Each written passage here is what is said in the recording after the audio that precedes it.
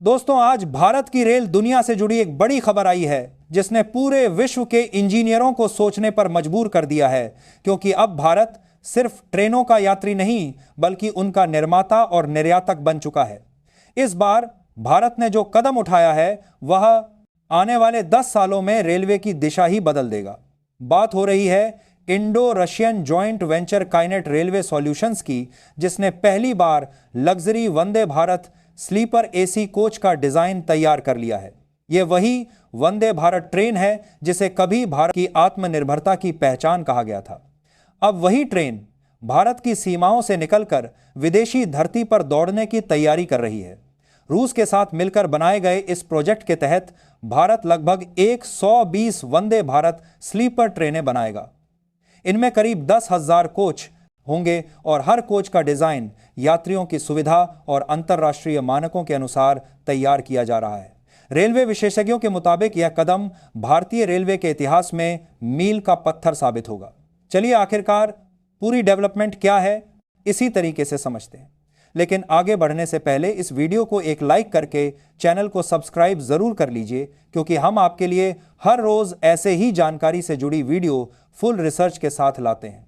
भारत और रूस के बीच हुआ यह समझौता सिर्फ कोच बनाने तक सीमित नहीं है।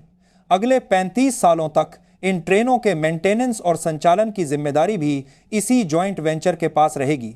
यानी आने वाले दशकों में भारत और रूस की तकनीकी साझेदारी रेलवे क्षेत्र में नई मिसाल पेश करेगी। यह साझेदारी न केवल भारत की तकनीक को मजबूत करेगी बल्कि रोजगार और निर्यात दोनों में बड़ा उछाल लाएगी। अगर आप सोच रहे हैं कि यह ट्रेनें कहां तैयार होंगी, तो जवाब है महाराष्ट्र के लातूर में। वहीं स्थित है मराठवाड़ा रेल कोच फैक्ट्री, जो अब भारत के रेलवे उद्योग का केंद्र बन चुकी है।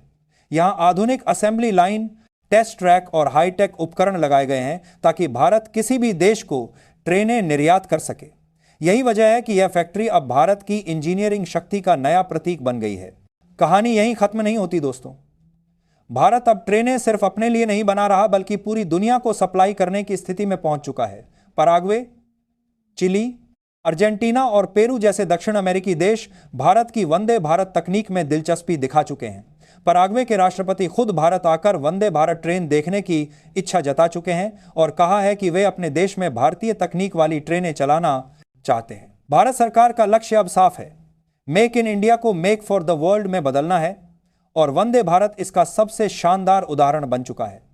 साल 2026 तक भारत वंदे भारत स्लीपर और चेयर कार दोनों वर्जन को पूरी तरह एक्सपोर्ट रेडी बना देगा, ताकि एशिया, अफ्रीका और दक्षिण अमेरिका के देशों में भारत निर्मित ट्रेनें चल सकें। यह कदम भारत को न सिर्फ आर्थिक मजबूती देगा बल्कि तकनीकी नेतृत्व भी दिलाएगा। अब अगर आप सोचें कि भारत किन चीजों का निर्यात करता है, तो जवाब काफी दिलचस्प है। आज भारत दुनिया के 16 से ज्यादा देशों को रेलवे के पुर्जे, कोच और इंजन एक्सपोर्ट कर रहा है। ब्रिटेन, सऊदी अरब, फ्रांस, ऑस्ट्रेलिया, जर्मनी और रोमानिया जैसे देशों को भारत बोगी और प्रोपल्शन सिस्टम बेच रहा है। वहीं बांग्लादेश, श्रीलंका और मोजाम्बिक जैसे देशों को पूरी की पूरी पैसेंजर ट्रेनें भेजी जा रही हैं। इससे भारत की पहचान एक भरोसेमंद रेलवे पार्टनर के रूप में बन रही है। भारत के बनारस और मधेपुरा जैसे प्लांट अब लोकोमोटिव एक्सपोर्ट हब बन चुके हैं। अफ्रीका के कई देशों जैसे गिनी, सेनेगल और मोजाम्बिक को भारत से इंजन भेजे जा चुके हैं।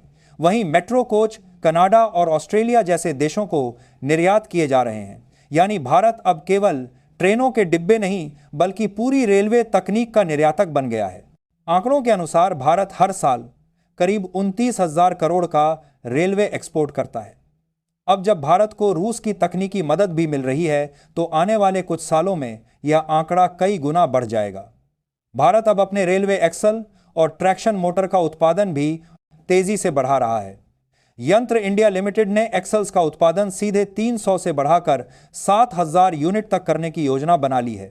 इसका मतलब यह है कि भारत आने वाले समय में किसी भी देश को उसकी जरूरत के मुताबिक ट्रेनें तैयार कर सकता है। वंदे भारत ट्रेन की एक और खास बात यह है कि यह पूरी तरह इलेक्ट्रिक मल्टीपल यूनिट तकनीक पर आधारित है। यानी हर कोच अपने आप में एक मिनी पावर यूनिट की तरह काम करता है। इस तकनीक की वजह से ट्रेन न केवल तेज बल्कि स्थिर और ऊर्जा कुशल बन जाती है। यही कारण है कि अब भारत इसी तकनीक को दुनिया के सामने पेश कर रहा है और कई देश इसे अपनाने की तैयारी में हैं। रूस के साथ मिलकर बना यह नया लग्जरी स्लीपर वर्जन पूरी तरह एयर कंडीशन होगा।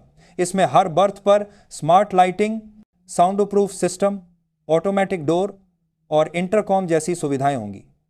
इस ट्रेन का लुक यूरोपियन डिजाइन से भी ज्यादा आधुनिक बताया जा रहा है। यह भारतीय यात्रियों के लिए गर्व की बात तो है ही, साथ ही यह भारत की इंजीनियरिंग को अंतर्राष्ट्रीय स्तर पर पहचान दिलाने वाला मॉडल भी बनेगा। दोस्तों सोचिए, कभी जो भारत ट्रेन इंजन के लिए विदेशों पर निर्भर था, आज वही देश यूरोप और दक्षिण अमेरिका जैसे देशों को ट्रेनें बेचने की स्थिति में पहुंच चुका है। यह सिर्फ आर्थिक सफलता नहीं, बल्कि आत्मनिर्भर भारत के सपने की सबसे चमकदार मिसाल है।